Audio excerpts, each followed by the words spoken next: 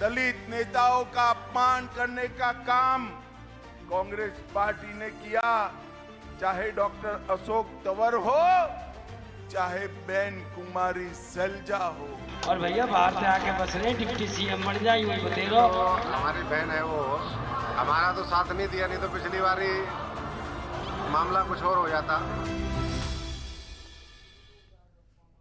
नमस्कार, सूर्या विशेष आप देख रहे हैं, मैं आपके साथ सागर मिश्रा। हरियाणा विधानसभा चुनाव को लेकर प्रचार अभियान इस समय जोरों पर है। वहीं सियासतदानों की तरफ से बयानों के बाण भी लगातार छोड़े जा रहे हैं।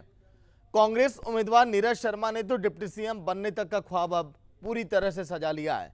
वहीं बीजेपी कांग्रेस सांसद कुमारी शैलजा के मामले पर कांग्रेस को लगातार इस समय घेरने में लगी है। अगर हम बात करें, प्रदेश में लगातार कई ऐसे नेता हैं जो अपने अपने पद की डिमांड कर रहे हैं। ऐसे में कांग्रेस आलाकमान के लिए कहीं ये मुश्किलें ना पैदा कर दे आने वाले चुनाव में, जब चुनाव की तारीख होगी 5 अक्टूबर के दिन। लेकिन आज प्रदेश में कैसी रही हलचल और क्या कुछ रहा बयानबाजी का दौर, किस तरह से बीजेपी ने हमलावर बोला और हमला किया कांग्रेस पर, यह भी आपको दिखाएंगे। पहले देखिए रिपोर्ट, फिर करेंगे चर्चा। कैबिनेट मिनिस्ट्री लोगे कि डिप्टी सीएम? न सीएम का हुड्डा साहब ठीक है, न डिप्टी सीएम ठीक है। हुड्डा साहब पिताजी की जगह है और जब तक बाप जिंदा हो बेटा का कोई हक ना बाप। हरियाणा में अगले विधानसभा चुनाव के लिए वोटिंग अभी 5 अक्टूबर को होनी है और परिणाम 8 अक्टूबर को आएंगे। ऐसे में चुनावी प्रचार का सिलसिला तेज हो चुका है। वहीं बयानबाजी के कारण सियासी पारा भी हाई हो चुका है। फरीदाबाद एनआईटी से कांग्रेस के उम्मीदवार नीरज शर्मा ने डिप्टी सीएम पद का दावा ठोक दिया। उन्होंने एक चुनावी सभा के दौरान कांग्रेस की सरकार में डिप्टी सीएम पद का दावा किया है। तो दिख रही है मंत्रालय खत्म हो गई, लोग के बगैर तक बजा रहे हैं।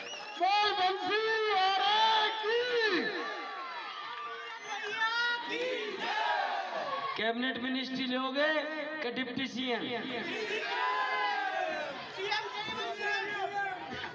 न सीएम का हुड्डा साहब ठीक है, मैं डिप्टी सीएम ठीक है। हुड्डा साहब पिताजी की जगह है और जब तक बाप जिंदा हो बेटा का कोई हक ना बाप की कुर्सी की तरफ देखने को। इससे पहले भी कई कांग्रेस के उम्मीदवारों के बयान वायरल हो चुके हैं, जिसमें सरकार बनने से पहले नौकरियों की भी गारंटी कांग्रेस के नेता दे रहे हैं। अब कार्यवाहक मुख्यमंत्री नायब सिंह ने सोशल मीडिया प्लेटफॉर्म एक्स पर पोस्ट करके कांग्रेस पर निशाना साधा है। अब 10 साल से भूखे बैठे हुड्डा के चहेतों ने हरियाणा को फिर से लूटने और युवाओं के सपनों को छीनने की योजना बनाई जा रही है। इनके विधायक और उम्मीदवार पर्ची खर्ची का ठेका उठाए हुए हैं। खुलेआम बोली लग रही है, ऐसी योजना कांग्रेस ने बनाई है।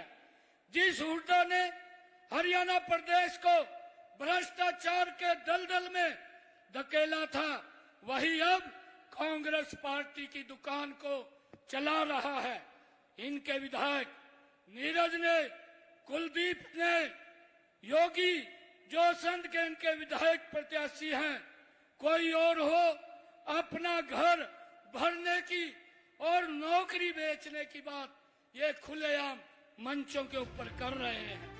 वहीं इन दिनों हरियाणा की सियासत में कांग्रेस सांसद कुमारी शैलजा की नाराजगी भी सुर्खियों में है, जिसने कांग्रेस में अंतर कलह और गुटबाजी को एक मर्तबा फिर जग जाहिर कर दिया।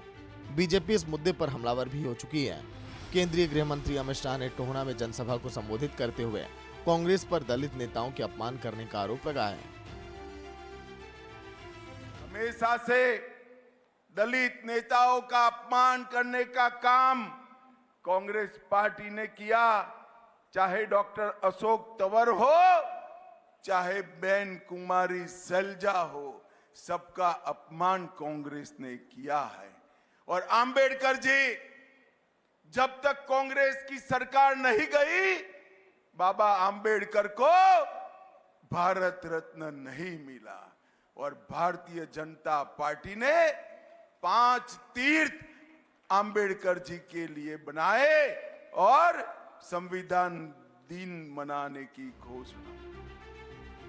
वहीं बीजेपी नेता अशोक तंवर ने शैलजा को नसीहत देते हुए कहा कि उन्हें मनोहर लाल का ऑफर स्वीकार करना चाहिए। देखिए वैसे तो हमारी बहन है वो, हमारा तो साथ नहीं दिया, नहीं तो पिछली बारी मामला कुछ और हो जाता। लेकिन आज जिस तरीके से यही घटना जो आज उनके साथ हुई वही पिछली बार हमारे साथ हुई थी। हमने तो बल्कि 5 साल 8 महीने सड़कों पे बिताए थे, साइकिल चलाई थी, पैदल चले थे, इस करनाल की धरती पे कई बार प्रदर्शन और धरने करे थे। लेकिन उसके बावजूद भी मैं समझता हूँ कि लोगों की अनदेखी हुई। मनोहर लाल जी की जो है ऑफर स्वीकार करनी चाहिए। बिल्कुल वो पार्टी के हमारे वरिष्ठ नेता हैं। वहीं कांग्रेस उम्मीदवार भूपेंद्र हुड्डा ने कहा कि कुमारी शैलजा नाराज नहीं है। कांग्रेस नेता रणदीप सुरजेवाला ने कुमारी शैलजा को लेकर कहा कि जब तक रणदीप सुरजेवाला जिंदा है तो उनकी तरफ कोई आंख उठाकर भी नहीं देख सकता। ठीक है, फिर कांग्रेस के लिए बुलाइए, कांग्रेस की मदद करें, सबको बुलाएं। सभी कांग्रेस जन लगे हुए हैं कांग्रेस को मजबूत करने के लिए। शैलजा जो है हमारी बहन, वो वरिष्ठ नेता है कांग्रेस। नहीं, कोई नाराजगी हमारी कोई नाराजगी।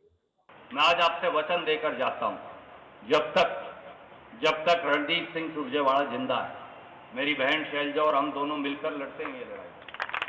जब तक हम जिंदा हमें किसी से भी लड़ना पड़े। मैं आज आपसे वचन देकर जाता हूं, जब तक रणदीप सिंह सुरजेवाला जिंदा है, मेरी बहन शैलजा और हम दोनों मिलकर लड़ते हैं ये लड़ाई। जब तक हम जिंदा हमें किसी से भी लड़ना पड़े।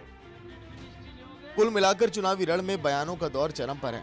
इन बयानों से इतर सत्ता के सिंहासन पर कौन काबिज होगा, ये तो भविष्य के गर्भ में छिपा है। सूर्य समाचार के लिए फतेहाबाद से जसपाल सिंह, फरीदाबाद से दीपक गौतम और रोहतक से दीपक भारद्वाज की रिपोर्ट।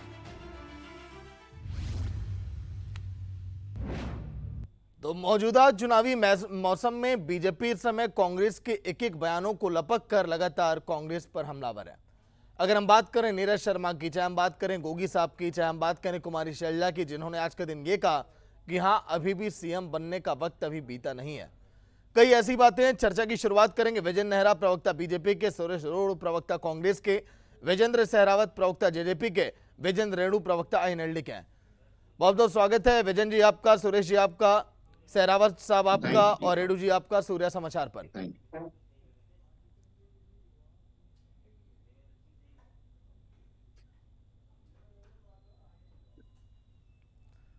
चलिए सुरेश जी, पहला सवाल आपसे ही कर लेते हैं सर। इस समय देखिए इच्छाएं जो है बहुत ज्यादा उफान मार रही हैं कांग्रेस के एक नेताओं के।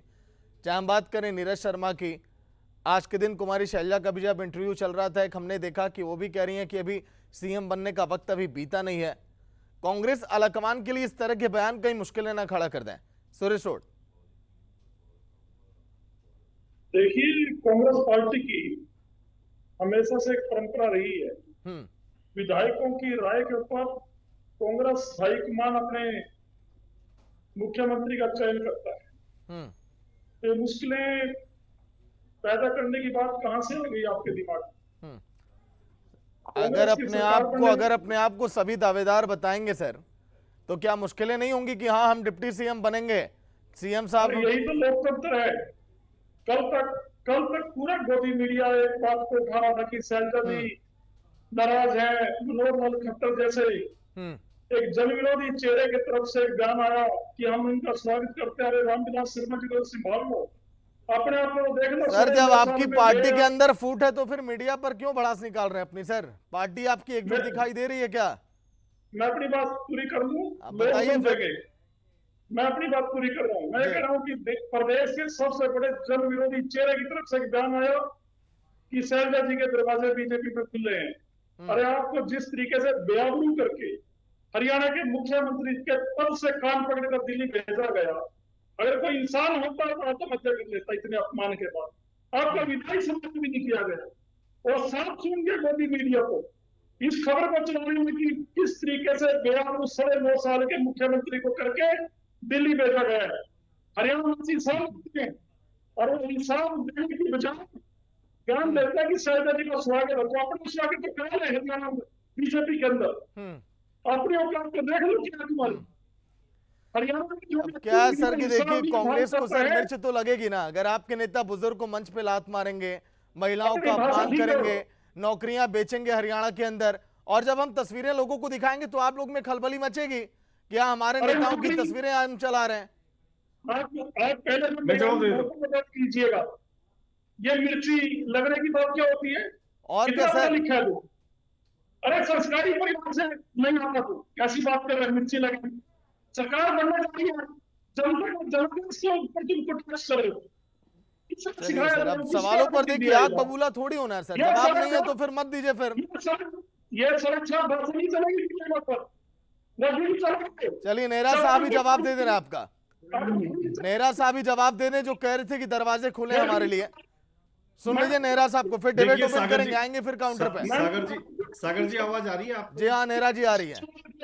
देखिए सागर जी, जिस तरह से कांग्रेस पार्टी के प्रवक्ता इस डिबेट में बौखलाहट में हैं, घबराए हुए हैं, डरे हुए हैं, और जिस तरह से हर बात के लिए ये मीडिया को दोषी ठहराते हैं, इनके घर में लूट है, झूठ है, फूट है, लड़ाई है, झगड़ा है, आपस में एक दूसरे का सर फोड़ने पर तुले हुए हैं, और उसका दोष देते हैं मीडिया, क्योंकि मीडिया को दोष देना सबसे आसान है।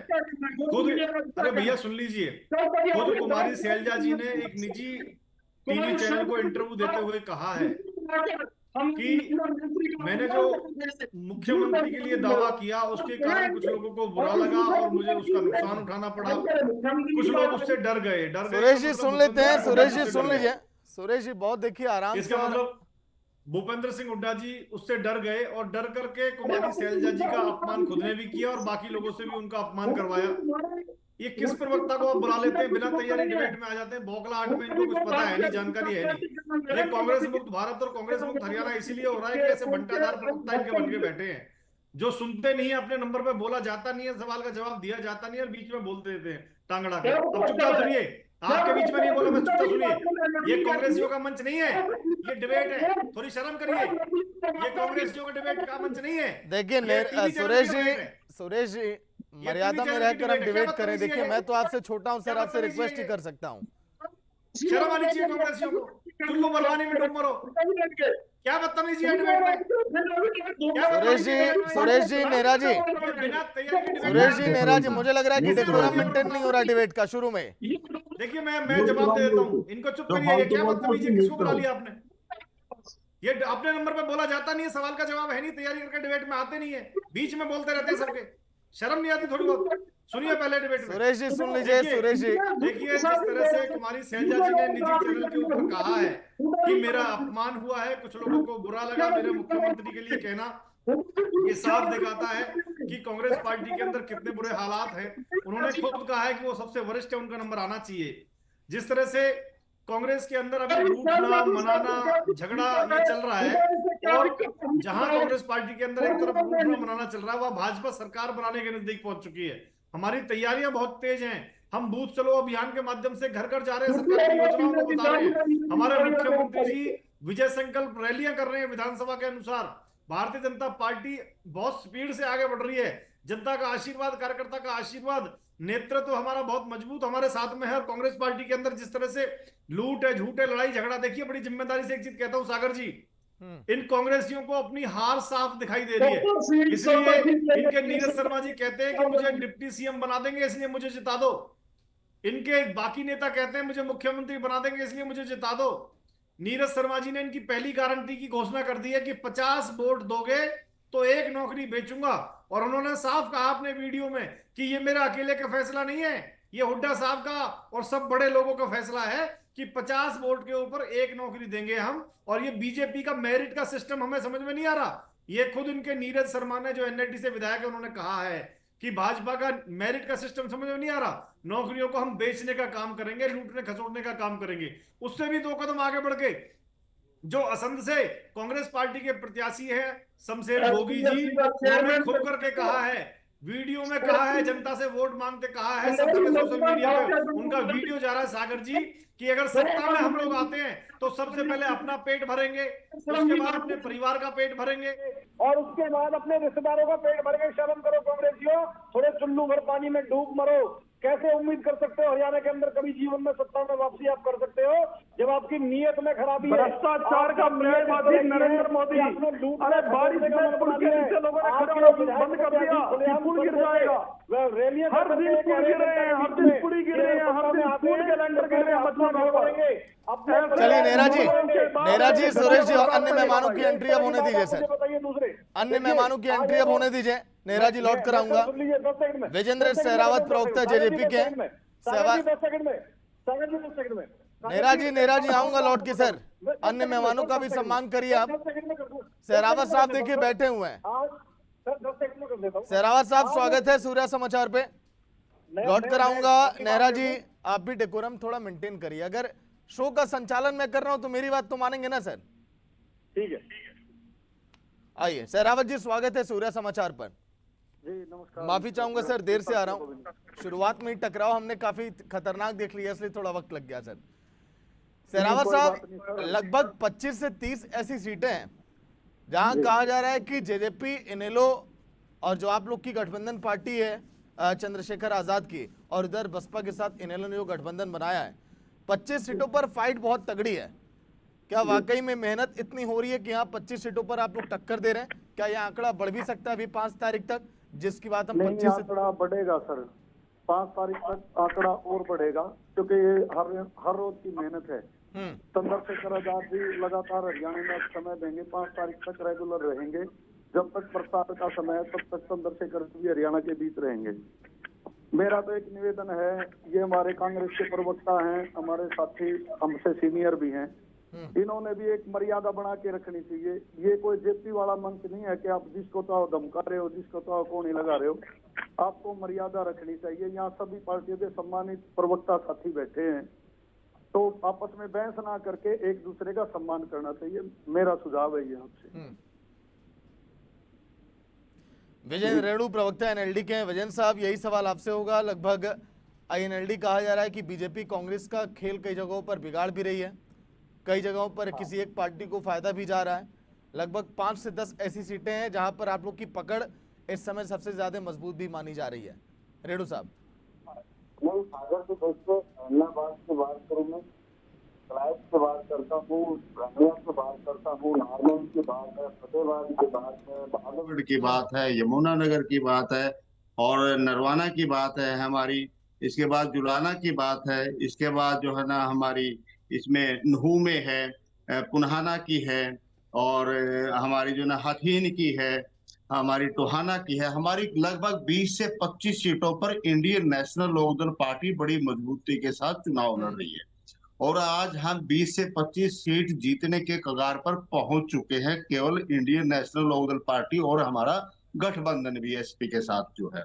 और ये दिन प्रतिदिन बढ़ता ही जाएगा। जैसे कि सभी कहा करते थे कि एक विधायक की पार्टी है, आज वह एक विधायक वाली पार्टी इतनी मजबूती के साथ उभर करके प्रदेश में आ चुकी है। आज हम 20 से 25 सीटों पर जीत के कगार पर खड़े हैं, और इसमें बढ़ोतरी की हमें बहुत बहुत संभावना और गुंजाइश भी दिखाई दे रही है।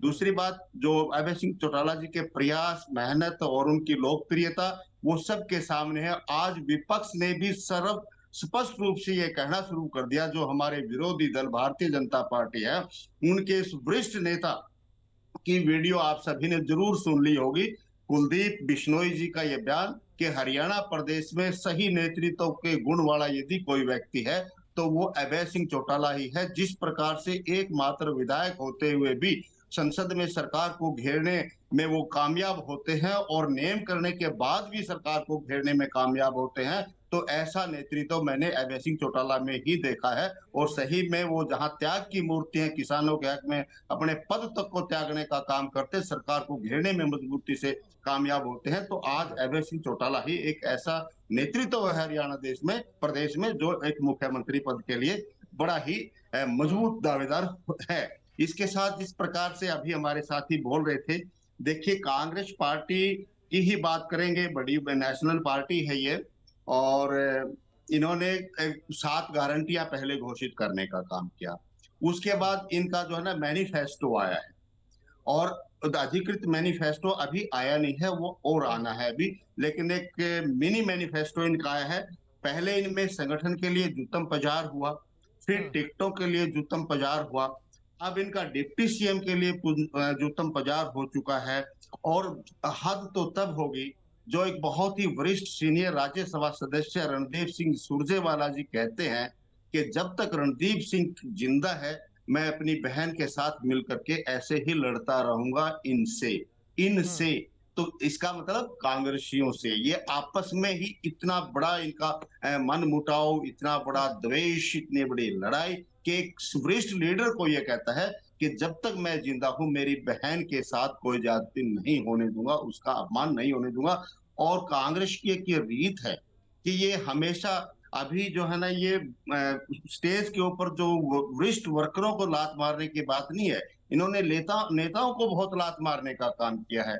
क्या अशोक तंवर को लात मारने का काम नहीं था, जिसको हॉस्पिटल में एडमिट होना पड़ा था? क्या एन चुनाव से पहले एक भी टर्म पूरी नहीं होने दी थी कुमारी शैलजा की? 2019 के मेन चुनाव से पहले ही उसको लात मारने का काम किया, उसका पद छीनने का काम किया था। क्या कांग्रेस वाले लोग ठीक है रेडो साहब, लेकिन आपकी पार्टी का घोषणा पत्र क्या हम 4 तारीख को माने क्या? 4 अक्टूबर को आएगा घोषणा पत्र। देखिए सवाल इसी पर होगा, आगे आपसे पूछेंगे। सुरेश जी, मल्लिकार्जुन खड़गे साहब की तबीयत आज के दिन कहा गया थोड़ी खराब है, इसीलिए आज के दिन जो 2 जगहों पर उनकी रैली होने वाली थी वो हो नहीं पाई वो। चलिए ईश्वर से हम कामना करेंगे जल्द वो स्वस्थ हो और 4 चांद लगाएं कांग्रेस के प्रचार में। लेकिन विपक्ष के लोग ये कह रहे हैं कि नहीं, ऐसा कुछ नहीं है। आपस जो है इस समय जो खटपट चल रही है कांग्रेस के अंदर, जो अंदरूनी कलह है, शायद इस वजह से भी वो आज के दिन नहीं आ पाए। ऐसा कुछ है क्या? नहीं, कोई कलह नहीं है। सुरजेवाला जी ने भी जो बयान दिया, किंग का जो बता रहे हैं, रेडू साहब कह रहे हैं, हमारी शैलजा जी को अपमानित करने का किसने काम किया? नायब सिंह सैनी जी ने बयान दिया, बेचारी महिला क्या क्या बातें बोली। हमने खुद कई डिबेटों में हमने कहा कि नायब सिंह सैनी जी ना तो महिलाओं को सम्मान कर रहे हैं, न दलित समाज को सम्मान कर रहे हैं। कांग्रेस पार्टी ने कुमारी शैलजा जी को राष्ट्रीय महासचिव बना रखा है, राज्यसभा की एमपी बना रखा है, वो कांग्रेस पार्टी ने बनाया, न कि बीजेपी ने।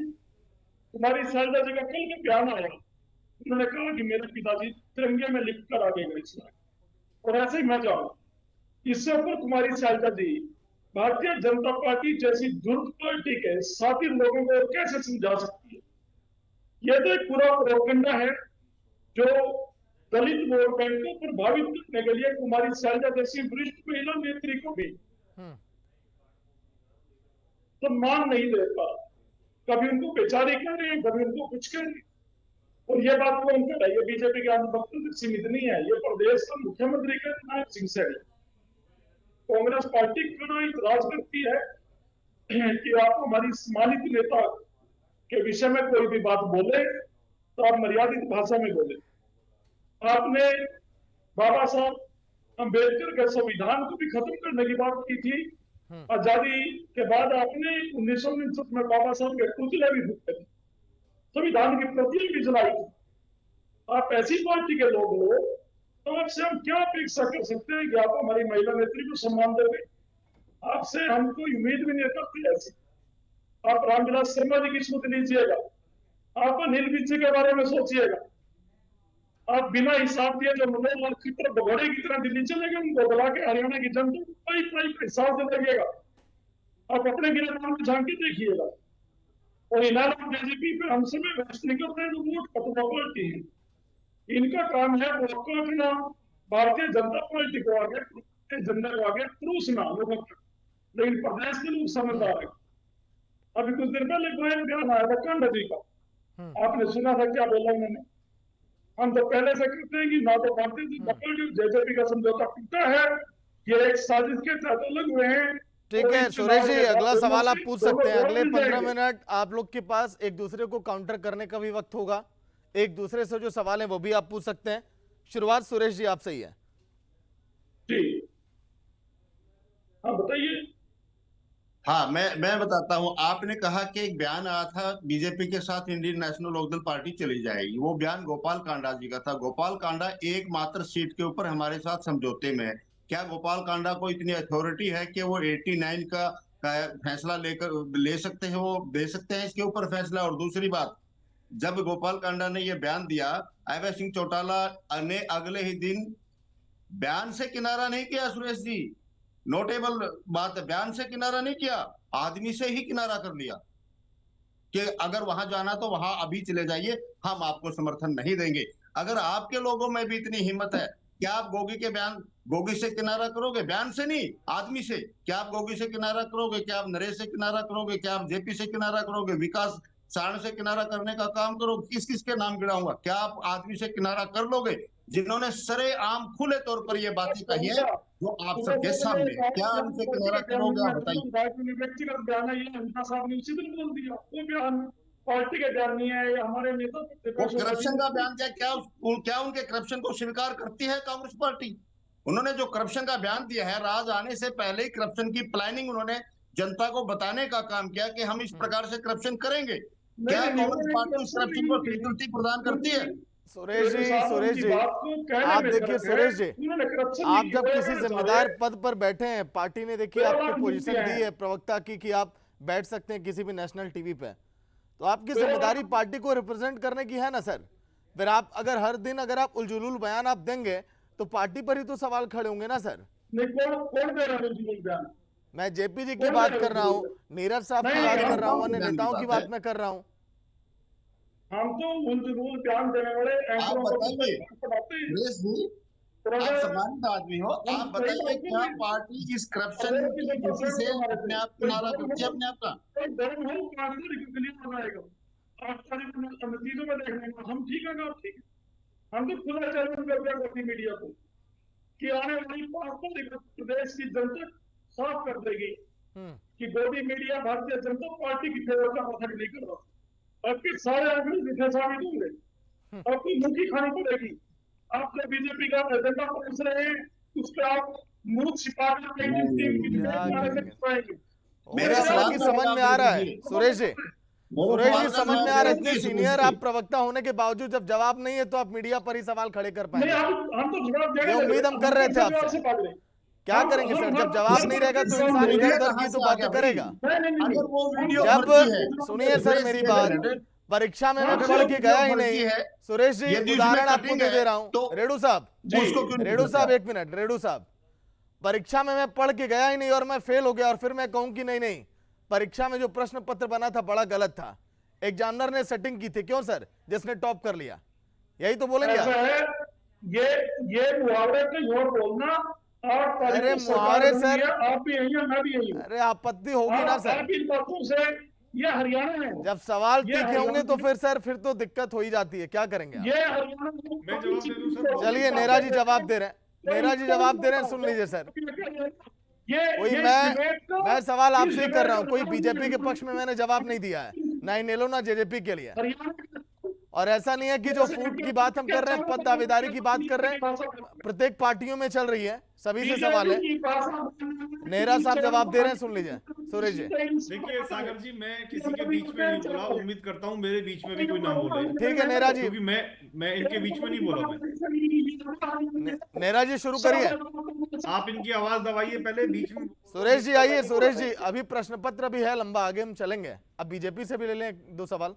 नेहरा जी देखिए सागर जी, ये जवाब इसलिए नहीं दे पा रहे हैं क्योंकि जिस तरह से नीरज शर्मा जी ने नौकरी बेचने का और शमशेर गोगी ने अपना घर भरने का, भ्रष्टाचार करने की जो बात कही है, वो हुड्डा साहब के इशारे पे कही है, क्योंकि ये हुड्डा साहब के गिरोह के लोग हैं, जो गैंग है उनका पूरा, जो उनके खास शागिर्द हैं, उनमें ये शामिल हैं। और नीरज शर्मा ने तो बाकायदा वीडियो में कहा है कि ये मेरे अकेले की बात नहीं है, उन्होंने दोहराया इस चीज को, ये मेरा अकेले का मन नहीं है, मेरे अकेले के विचार नहीं है, ये हुड्डा साहब के विचार है। हुड्डा साहब ने कहा है कि 50 वोट के ऊपर 1 नौकरी बेचेंगे हम, और ये उनका कहने का ये मकसद नहीं है, और पार्टी ने किनारा नहीं कर लिया। उसके बाद परिवार का घर भरेंगे, उसके बाद रिश्तेदार का घर भरेंगे, ये इन्होंने नौकरी बेचने का और भ्रष्टाचार करने का जो शुरू में कहा है, ये आने वाले समय के अंदर जनता इनको सबक सिखाएगी। जनता ये समझ चुकी है कि ये लोग अभी से, जब ये शेख चिल्ली की तरह दिन में सपने देख के सोते हैं, कोई उप मुख्यमंत्री बन रहा है, कोई मुख्यमंत्री बन रहा है, कोई कैबिनेट मंत्री बनना है, अरे इनके ऊपर 2 लाइनें मैं कहना चाहूंगा सागर जी कि पत्ते नहीं है दाने अम्मा चली बनाने, तुम्हारे पांव के नीचे जमीन नहीं। और कमाल यह है कि फिर भी तुम्हें यकीन नहीं, शेख चिल्ली की तरह दिन में सपने देख रहे हैं। ना तुम्हारे पास पिछले 15 साल से कोई संगठन है, ना तुम्हारे पास कोई नेता है, ना नीति है, ना तुम्हारी नीयत साफ है। भ्रष्टाचार में लिप्त तो सारे लोग, परिवारवाद की तुम्हारी पार्टी है। इस पार्टी के नेता जिस तरह से पहले से बयान दे रहे हैं आप बताइए क्या उम्मीद करते हैं हरियाणा प्रदेश की जनता का आपको लेके जाएगी? दूसरा, आज सुरजेवाला जी ने जिस सरकार बना के हिसाब लेंगे, उन्होंने कहा है कि जब तक सुरजेवाला जिंदा है हम दोनों मिलकर के लड़ेंगे। किससे लड़ेंगे? भूपेंद्र सिंह हुड्डा जी से लड़ेंगे। क्यों लड़ेंगे? नायब सिंह सैनी से शैलजा जी के खिलाफ नायब सिंह सैनी ने बयान दिया था, उसके खिलाफ लड़ेंगे सुरजेवाला जी। देखिए, आज जहां कांग्रेस पार्टी लड़ने में, झगड़ने में, आपस में रूठों को मनाने में व्यस्त है, इनके लगभग 42 नेता ऐसे हैं जो निर्दलीय चुनाव इनके प्रत्याशियों के खिलाफ लड़ रहे हैं। ये एक दूसरे का कांटा खुद निकाल देंगे। भारतीय जनता पार्टी जनता के काम करने में व्यस्त है। जनता के बीच में हम प्रचार में जा रहे हैं, अपना काम बता रहे हैं, उनसे विकास के नाम पे वोट मांग रहे हैं। वहीं भारतीय जनता पार्टी ने जिस तरह से कांग्रेस पार्टी ने अपना एक झूठा घोषणा पत्र जारी किया, जब ये सरकार में थे इन्होंने पेंशन बढ़ाई नहीं, जब ये सरकार में थे पुरानी पेंशन योजना इन्होंने बंद कर दी थी। हरियाणा प्रदेश के अंदर गाने बनते थे बॉलीवुड में, सखी सैया तो खूब ही कमाते, महंगाई डायन खाए जाते, इतनी महंगाई थी। और आज ये बड़ी बड़ी झूठी झूठी घोषणा करते हैं। हमने जो काम किया उसको लेकर जनता के बीच में गए। और जिस तरह से एक लाडो लक्ष्मी योजना के माध्यम से एक 2100 रुपए का शगुन प्रत्येक हमारे घोषणा पत्र की नकल है, 2000 की जगह 2100 लिख दिया। ये हरियाणा की महिलाओं ने मन बनाया है अब तक क्यों नहीं दिया? को हमें लेकर के आना है चुनाव में।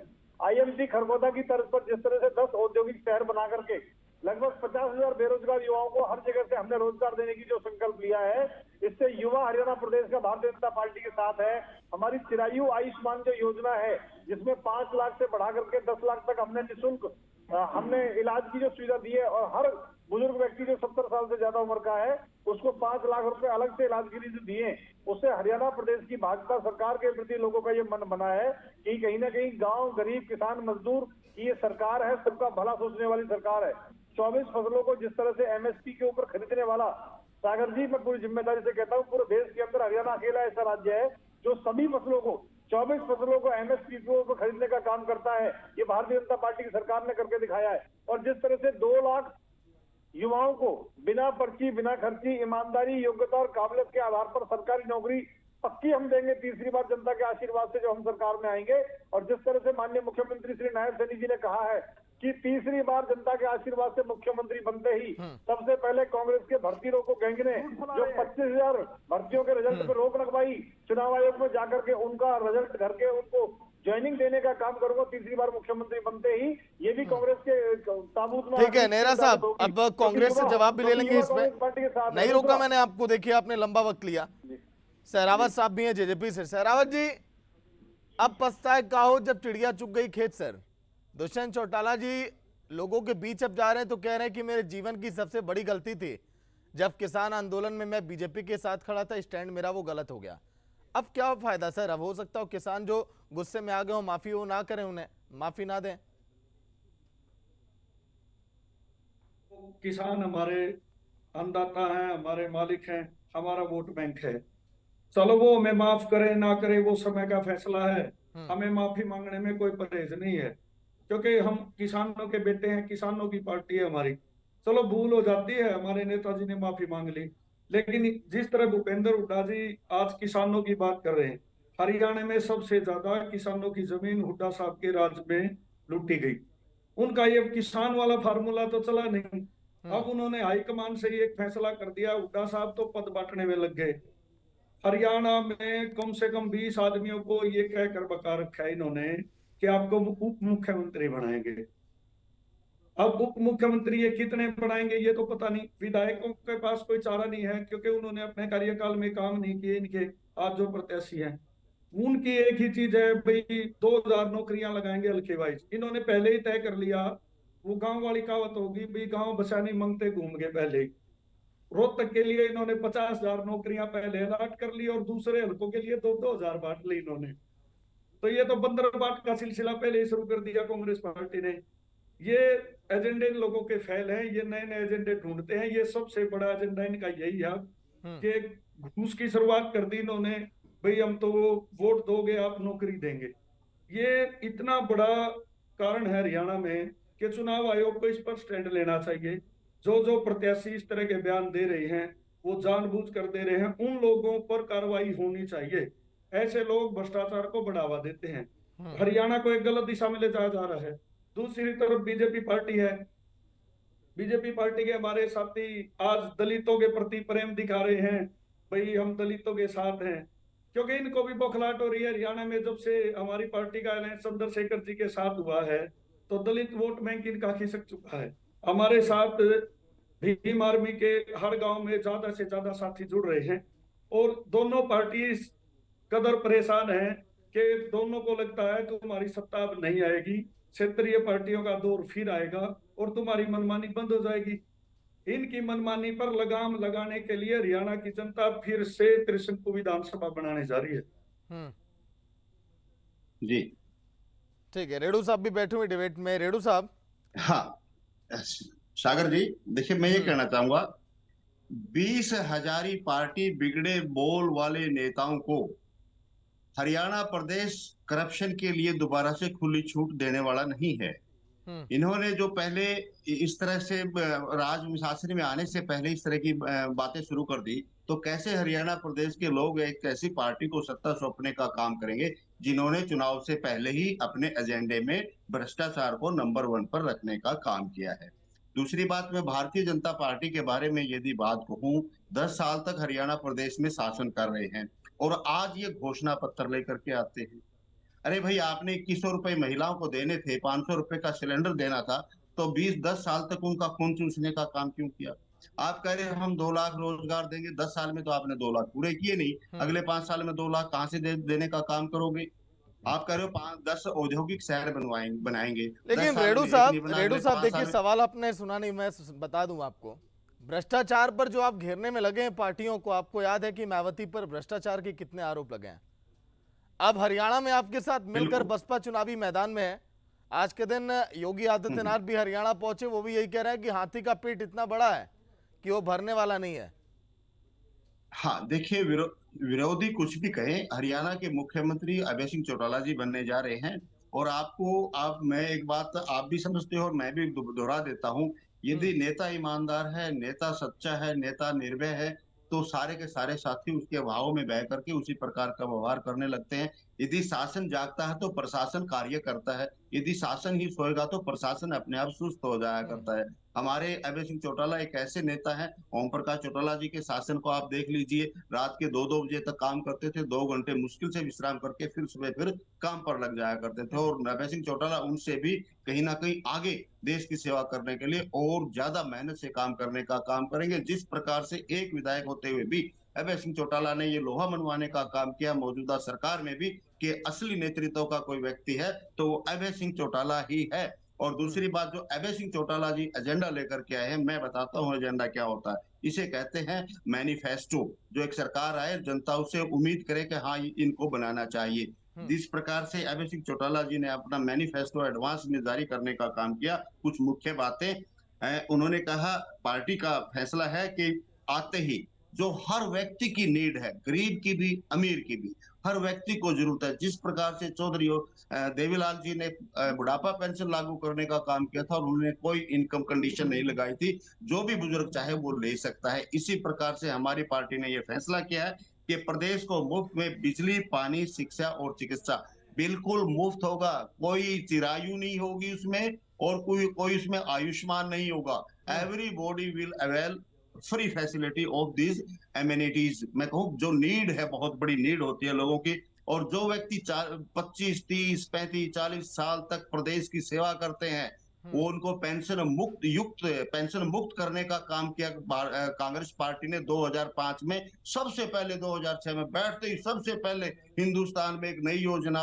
भारतीय जनता पार्टी ने लागू करी, ओपीएस को बंद करो। और हरियाणा की कांग्रेस ने सबसे पहले खुश होकर के ढोल बजाए कि हम बंद करते हैं ओपीएस। हमारी ठीक है सर, आपके सपनों को पंख लगे, क्योंकि 20 सालों से जिस तरह से ग्राफ गिरा है, उस ग्राफ को सर अचानक लेकर जाना, क्योंकि जो इनेलो वेंटिलेटर पर आ गई थी, फिर उसको देखिए एकदम बेहतर तरीके से हरियाणा में खड़ा करना एक चुनौती है। बोलिए, कुछ कह रहे हैं मुझे। हाँ, हमारा ग्राफ गिरा नहीं है सागर जी, बिल्कुल नहीं हमारा ग्राफ गिरा हुआ है। हमारी पार्टी में टूट हुई, लोगों को ये हुआ मन में, भाई पार्टी टूट गई है, अब शायद नहीं संभल पाएगी। और दिग्विजय चौटाला जो है युवा नेता, शायद वो इस पार्टी को आगे बढ़ाने का काम करेंगे, ताऊ देवीलाल की नीतियों को आगे बढ़ाने का काम करेंगे। और इन्होंने नारा दिया कि भारतीय जनता पार्टी को जमुना पार भेजने का काम करेंगे। जिस प्रकार से इंडियन नेशनल लोकदल पार्टी के वोटर्स के देखिए, लोगों से ही तो पार्टी बनती है। जब लोग निकलेंगे तो पार्टी तो कमजोर होगी। लोग यही कहते हैं कि हाँ, हाँ, अब वो पार्टी दोबारा से मजबूत हो चुकी है। ठीक है, चलिए वो सुरेश जी सारा हैं। वोट बैंक दोबारा सुरेश जी, केजरीवाल के साथ की नीतियों में आ ठीक है, चुका रेणु है। साहब सुन लेते हैं, सुरेश जी भी इंतजार कर रहे हैं बहुत देर से। सुरेश जी, जो ग्राफ देखिए शुरुआती दौर में दिख रहा था, चुनाव के 1-2 महीने पहले इन्होंने बोल लिया था सागर जी बोलिए। कांग्रेस के प्रवक्ता को आपने बुलवाया, फिर इनेलो वाले ने बीच में बोलना शुरू कर दिया मेरा नंबर है।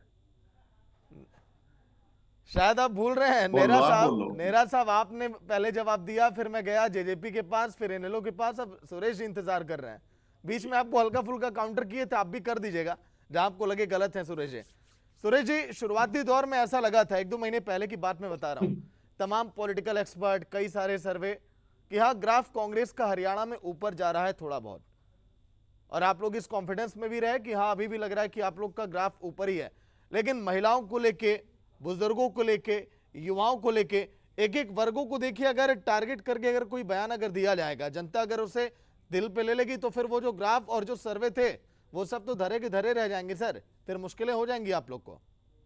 मैं आपको एक बात स्पष्ट ये करना तो चाहता आप पार्टी की बैसाखी ढूंढ रहे थे हरियाणा सागर जी, प्रदेश ये है। कहां से सरकार बनाने का सपना देख सकते हैं? ये तो आप पार्टी की बैसाखी ढूंढ रहे थे। यहाँ पर ये तो सहारा ढूंढ रहे थे कि किसी तरह से आप पार्टी इनसे गठबंधन कर ले। जिस पार्टी का हरियाणा के अंदर मेंबर पंचायत भी नहीं है, वो पार्टी का ये सहारा ढूंढ रहे थे। ये मेरे बीच में बोले थे, इनको पता चलना चाहिए बीच में बोलना कैसे होता है, तो मुझे जवाब देंगे कि ये किस आधार पे कहते हैं कि सरकार बनाएंगे। ये तो दारू वाली पार्टी जिसका मेंबर पंचायत हरियाणा में नहीं है, उस पार्टी से गठबंधन करके सहारा ढूंढ रहे थे, बैसाखी ढूंढ रहे थे। और आप पार्टी वालों ने, चलिए सर, आप लोग के सवाल जवाब रहेंगे। कर दिया नेहरा जी, सुरेश जी, ला देते हैं दिया। आप लोग को 2 विंडो में सर, 4 मिनट आप ही लोग के सवाल एक दूसरे से काउंटर कर सकते हैं। चलिए नेहरा जी शुरू करिए।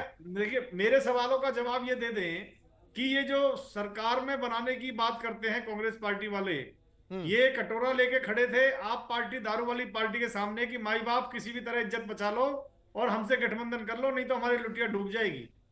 तो आप पार्टी वाले कह रहे थे कि हम तो डूबेंगे सनम, तुम्हें भी ले डूबेंगे।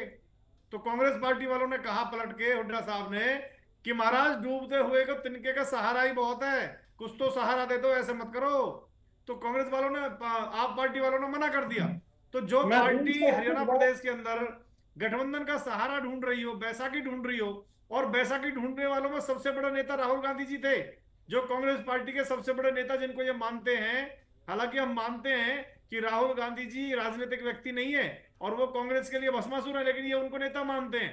उन्होंने खुद कहा कि आप पार्टी के साथ गठबंधन में जाइए, क्योंकि राहुल गांधी जी को विश्वास नहीं है भूपेंद्र सिंह हुड्डा जी और कांग्रेस पार्टी के ऊपर। उनको पता है ये बुरी तरह से हारेंगे। नेहरा जी, जवाब भी सुन लीजिए, सुरेश जी इंतजार कर रहे हैं कि वो आपका जवाब दे। वो इंतजार करने दीजिए सर, मैं थोड़ा सा सवाल और कर लूं।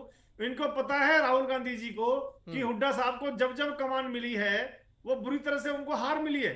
2004-5 में जो कांग्रेस की सरकार बनी थी सागर जी, उस समय स्वर्गीय चौधरी भजनलाल जी के नाम पे वोट पड़ा था, उनको सीएम बनाने के लिए जनता ने वोट दिया था, धोखे से हुड्डा साहब को वो सीएम बना दिया था। 2009 के अंदर इनको पूर्ण बहुमत नहीं मिल पाया हुड्डा साहब की शासन, हुड्डा साहब के नेतृत्व में। 2014 के अंदर बात करूं, हुड्डा साहब का नेतृत्व था, बुरी तरह से ये लोग हारे। 2019 के अंदर हुड्डा साहब का नेतृत्व था, ये बुरी तरह से हारे। और अब दावे के साथ कहता हूं 2024 में फिर हुड्डा साहब को आगे करके चुनाव लड़ रहे हैं, ये फिर से बुरी तरह से हारेंगे। इनको हार देखनी पड़ेगी, जमानतें इनकी जब्त होगी। यही कारण है कि आज जयतीर दहिया से लेकर के बड़े बड़े नेता कांग्रेस पार्टी के अंदर कांग्रेस पार्टी को छोड़ रहे हैं। कांग्रेस पार्टी में भगदड़ का माहौल है।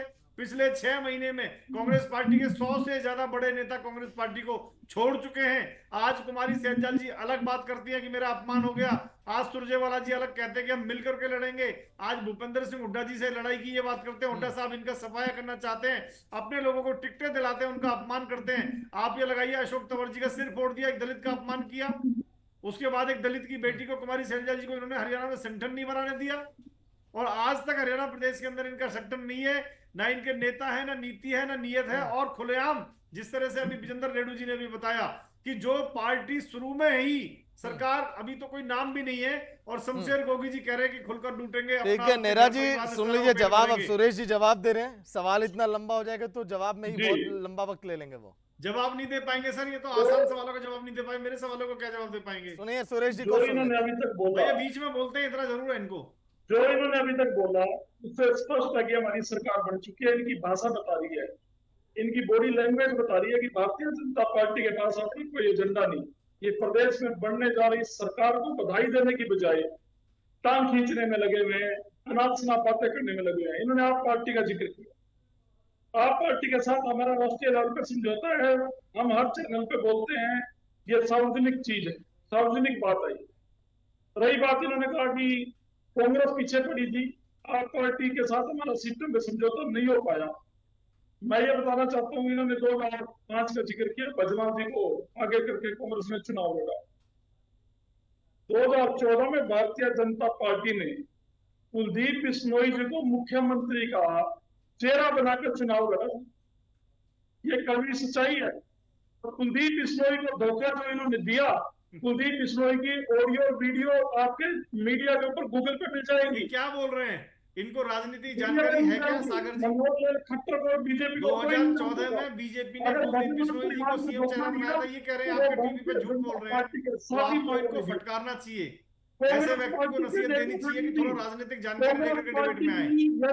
भारतीय जनता पार्टी ने 2014 के चुनाव में किसी को भी मुख्यमंत्री का चेहरा घोषित नहीं किया था। आप झूठ बोलने में थोड़ी शर्म तो आनी चाहिए ना, या बिल्कुल उतार के रखिए कांग्रेस वालों ने।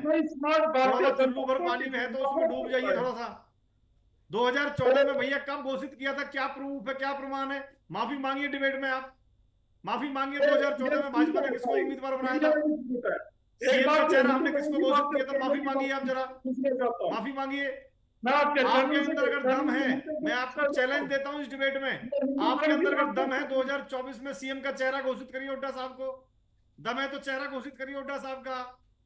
डर लगता है ना, पिंडली कांपती है आपकी। हमने घोषित किया है, एक गांव गरीब किसान के बेटे को माननीय मुख्यमंत्री श्री नायब सैनी जी के रूप में हमने घोषित किया है कि सरकार बनाएंगे जनता के आशीर्वाद से, और नायब सैनी जी को तीसरी बार मुख्यमंत्री बनाएंगे।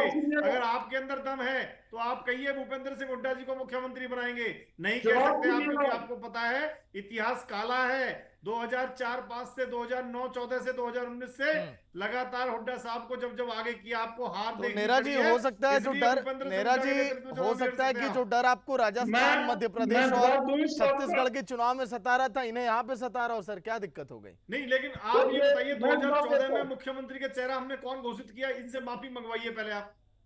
ये बिना तैयारी, बिना डिबेट में आते बताइए। रोड जी,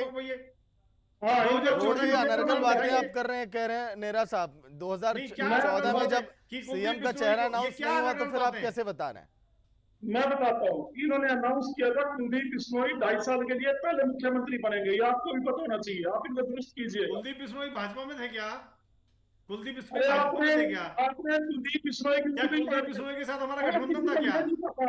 तो ये बिना जानकारी के डिबेट में आते हैं महाशय जी। अगर किसी आप 2014 में हमारा कुलदीप बिश्नोई से गठबंधन था क्या? हमारा 2014 में कुलदीप बिश्नोई से गठबंधन था क्या? हमारा गठबंधन था क्या? माफी मांगी अब डिबेट में।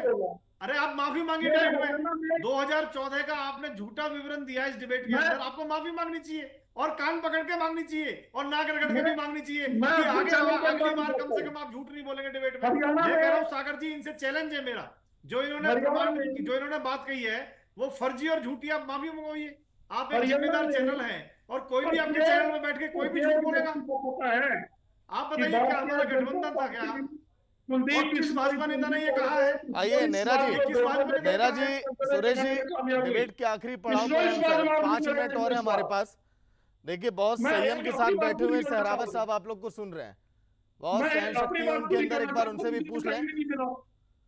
सहरावत साहब जी सर, दुष्यंत चौटाला ने आज के दिन जो बातें कही, अब इससे तो ये नहीं लग रहा है कि हाँ बीजेपी की तरफ आप लोग का रुख हो सकता है, क्योंकि जिस तरह से नाराजगी दिखाई दी, बार बार बीजेपी ने यही कहा कि हमने धक्के मारकर जेजेपी को निकाला है, इसके पहले जब डिबेट हुए, तो इस बार तो ऐसा कुछ नहीं करेंगे ना सर? आज के बाद बीजेपी के साथ पहले बीजेपी से तो समझौता हुआ था हमारा, वो हरियाणा में एक सुटेबल सरकार के लिए हमारा समझौता हुआ था। हमने पहले भी यही चीजें लागू की थी, आप हमारा मैनिफेस्टो लागू करिए, हम आपका साथ देंगे। लेकिन जैसे जैसे हमारे मैनिफेस्टो में को जगह मिलने लगी, ऐसे ऐसे हरियाणा में दुष्यंत जी लोकप्रिय हो गए और बीजेपी को एक समय ऐसा लगने लगा कि कहीं दुष्यंत चौटाला जी के साथ पूरी पार्टी ही उनकी बीजेपी साफ ना हो जाए, उन्होंने बैकफुट पे लाना शुरू कर दिया। हमारे सबसे बड़े एजेंडे को उन्होंने खराब कर दिया 75% लोकल रोजगार के मुद्दे पर। हमने उसी दिन से हमारे दुष्यंत जी ने, हमारे नेताजी ने तय कर लिया था कि भाई बीजेपी इस मामले में हमसे विश्वासघात करने लग गई है। उन्होंने, सरकार ने पैरवी नहीं की, वो हरियाणा का मुद्दा, हमारा मुद्दा वो फैल हुआ। और हम दोबारा इस तरह की कोई गलती करना ही नहीं चाहते कि हमें झूठ बोलकर अपने साथ मिलाकर उन्होंने सिर्फ सरकार चलाने के लिए हमें बैसाखी बनाया, जबकि हम हरियाणा को एक अच्छी सरकार देना चाहते थे। युवा सोच के तहत हमारे नेताजी ने काम किए हैं, कई काम हमारे नेताजी के। देखो आप, बीजेपी का जैसे पहले राज था तो कम से कम 200 किलोमीटर ये बच्चों के पेपर कराते। चलिए, ये तो स्टैंड आपका क्लियर हो गया सहरावत साहब, ये स्टैंड क्लियर हो गया। अगला 30 सेकंड आपके पास और होगा सर, प्रदेश की जनता से क्या कहना चाहेंगे जेजेपी के लिए? 1 मिनट प्लीज। जैसे ही हम सत्ता में आए तो हमारे आने के बाद हमने ये तय कर दिया था भाई होम टाउन में या साथ लगते डिस्ट्रिक्ट में बच्चों के पेपर होंगे। हमने वो काम किया। हमने किसानों के लिए डायरेक्ट खाते में पैसे लागू किए, भाई किसान की फसल उसके खाते में आए। कांग्रेस ने वहां भी उलझुल बातें की, ये किसान हितैषी होने की बात करते हैं, भाई हम किसानों के खाते में डायरेक्ट पैसा डाल रहे हैं, आपको क्या परेशानी है? फिर उन्होंने आड़ती एसोसिएट बनाकर बदनाम करना शुरू कर दिया। दरअसल हरियाणा में दुष्यंत चौटाला जी के साथ पिछले करीब 2 साल से एक साजिश के तहत काम कर रही कांग्रेस। ठीक है सहरावत साहब, आइए मेन मोमेंट आप देखिए छोड़ देंगे सर। मेरा ये कहना है कि जो दिन भर आप लोग रैलियों में कर रहे हैं, आखिरी में 30 सेकंड हम आप लोग को इसीलिए देते हैं कि आप लोग पूरे प्रदेश की जनता तक अपना संदेश आप पहुंचाइए। क्या आप कहना चाहेंगे? नहीं, देखना 5 तारीख को जैसे मतदान होगा, 8 तारीख को दोनों पार्टियों को एक सरप्राइज मिलेगा, कांग्रेस और बीजेपी को। फिर ये दोनों पार्टियां देखना, ये हमारे ऊपर आरोप लगा रही हैं, किस मुंह से हमारे दरवाजे पर आएंगे ये भी देखना, क्योंकि हरियाणा की सत्ता की चाबी आज भी आदरणीय दुष्यंत चौटाला जी के पास है। ठीक है सर, मेरे शुक्रिया कहने तक सर आप लोग कैमरा मत ऑफ करिएगा सर, डिबेट की पहले आप लोग थोड़ी जल्दी में रहते हैं 1-2 मिनट। चलिए रेडू साहब, आखिरी 30 सेकंड, क्या कुछ कहना चाहेंगे प्रदेश की जनता से? क्या कुछ अलग प्लानिंग तीनों पार्टियों से हटके? हाँ, प्रदेश की जनता से मैं निवेदन करना चाहूंगा, यदि प्रदेश की जनता जो सत्य, निर्भय, त्याग की मूर्ति, बात के धनी अभय सिंह चौटाला को अपना आशीर्वाद देकर के हरियाणा प्रदेश में इनेलो की सरकार स्थापित करने का काम करती है, तो हम प्रदेश की जनता के लिए बिजली, पानी, शिक्षा, चिकित्सा को फ्री में लागू करने का काम करेंगे, कर्मचारियों की ओपीएस को लागू करने का काम करेंगे, वृद्ध सम्मान भत्ता 7,500 रुपए निश्चित तौर पर देने का काम करेंगे, और हर गृहिणी को 1 सिलेंडर मुफ्त में और रसोई के खर्च के लिए 1100 रुपए नगद भी प्रति माह परिवार की एक महिला को देने का काम करेंगे, और देवीलाल आवास योजना के तहत 100 गज के प्लाटों में 2 रूम सेट बना करके उनको देने का काम करेंगे। और इसके साथ साथ सबसे महत्वपूर्ण कार्य हरियाणा राज्य की नई राजधानी और अलग से हाई कोर्ट बना करके देने का काम करेंगे। यदि प्रदेश की जनता इस करप्ट सरकार, भ्रष्ट सरकार से छुटकारा पानी चाहती है, तो अभय सिंह चौटाला और बीएसपी के गठबंधन को जो है ना साथ देकर के हरियाणा प्रदेश में गठबंधन, येलो बीएसपी गठबंधन की सरकार बनाने में हमारा सहयोग करें। हम इनको वायदा करना चाहेंगे आपके चैनल के माध्यम से, जो भी चलिए समय का सम्मान करिएगा रेडू साहब, उनको 100% विजय नेहरा प्रवक्ता बीजेपी के। नेहरा जी, बीजेपी के किले में सेंध मारना चाहती है कांग्रेस, उस किले को मजबूत आपको करना है, उस किले को और ऊंचाइयों तक आपको लेके जाना है, क्या कुछ बेहतर?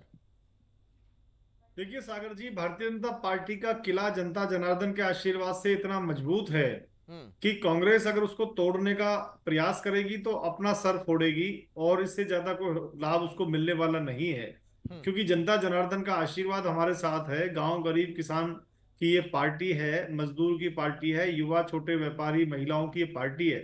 चाहे महिलाओं को 33% आरक्षण देने का विषय हो देश की संसद के अंदर, और चाहे हरियाणा विधानसभा के अंदर, और फिर पंचायतों के अंदर 50% जो आरक्षण महिलाओं को हमने दिया, उसमें भी अधिकतर महिलाएं चुन करके आई हैं। चाहे 5800 गाँव के अंदर आज 24 घंटे बिजली देने का मामला हो, चाहे 10 साल के अंदर जो हमारी सरकार ने बुजुर्गों की पेंशन को 1000 रुपए से बढ़ा करके 3000 लंबे पर है। 30 सेकंड दे रहे हैं सुरेश जी को भी। सुरेश जी, कांग्रेस की उड़ान को देखिए, पंख आप लोग देना चाहते हैं और बेहतर ऊंचाइयों पर कांग्रेस पहुंचे, क्या कुछ कहेंगे प्रदेश की जनता से? क्या कुछ बेहतर करने की इच्छा? 7 वायदे पक्के इरादे, जो 7 घोषणाएं कांग्रेस पार्टी ने अपने घोषणा पत्र में की है, प्रदेशवासी उससे गदगद हैं। और भारतीय जनता पार्टी ने जिस तरीके से हमारे वायदों की एक ही रात बीच में से निकली, अगले दिन कॉपी कर दी। 2000 रुपए हमने महिलाओं को सम्मान राशि घोषित की, इन्होंने 2100 रुपए लिख दिया। तो 2 लाख सरकारी रिक्तियां पड़ी हुई हैं प्रदेश में। कांग्रेस ने कहा कि हम एक भी रिक्ति खाली नहीं रखेंगे, प्रदेश के योग्य युवाओं को भर्ती विधान के तहत रोजगार देंगे। तो इन्होंने अगले दिन लिख दिया कि हम देंगे 2 लाख रोजगार। रेड्डू जी ने भी ये बात कवर की है। चलिए ठीक है सर, 7 संकल्पों को आप पूरा करिए। जो संकल्प आपने लिया हरियाणा के अंदर, आप सभी पार्टियों को मेरी तरफ से शुभकामनाएं। आप लोग बेहतर काम करिए और अच्छा परिणाम भी लेकर आए। शुक्रिया नेहरा जी आपका, सुरेश अरोड़ा आपका, सहरावत जी आपका, विजय रेड्डू आपका, सूर्य समाचार पर अपना कीमती वक्त देने के लिए। तो लगातार देखिए बयानबाजी का दौर जारी है इस समय हरियाणा चुनाव के अंदर, और कई नेता इतने बयानवीर बन चुके हैं कि उन्हें कुछ भी ये नहीं याद है कि हाँ, जो हम बयान दे रहे हैं वो प्रदेश को किस दिशा में लेकर जाएगा और हमारी पार्टी को कितना नुकसान होगा। ऐसे में पार्टी क्या एक्शन लेती है और चुनाव पर इसका क्या प्रभाव पड़ेगा, देखने वाली बात। देखते रहिए सूर्य समाचार। नमस्कार।